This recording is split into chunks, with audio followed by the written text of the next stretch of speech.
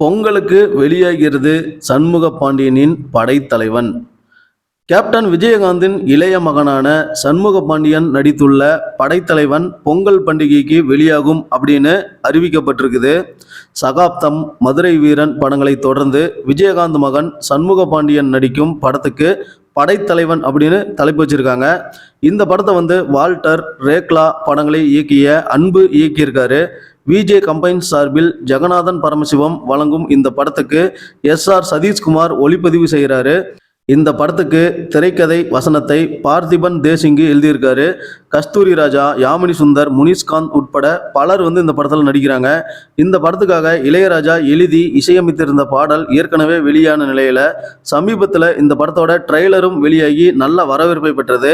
இந்த படம் வெளியீடு குறித்த தகவல்கள் இதுவரை வெளியாகாமல் இருந்தது. இந்த சமயத்தில் பார்த்தீங்கன்னா விடாமுயற்சி படம் தள்ளி வைக்கப்படுவதா லைக்கா நிறுவனம் அறிவித்தது.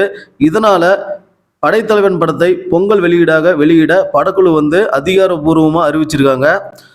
இந்த படம் எப்படி இருக்கும் அப்படின்னு நம்ம படம் ரிலீஸ் ஆனதுக்கப்புறம் பார்க்கலாம். இந்த படத்து மேலேயும் ஒரு எதிர்பார்ப்பு இருக்கிறது, நம்ம மறுக்க முடியாத ஒரு விஷயம். இந்த படைத்தலைவன் படம் வெற்றி பெற நமது சார்பாக வாழ்த்துக்கள் தெரிவிக்கிறோம். நன்றி, வணக்கம்.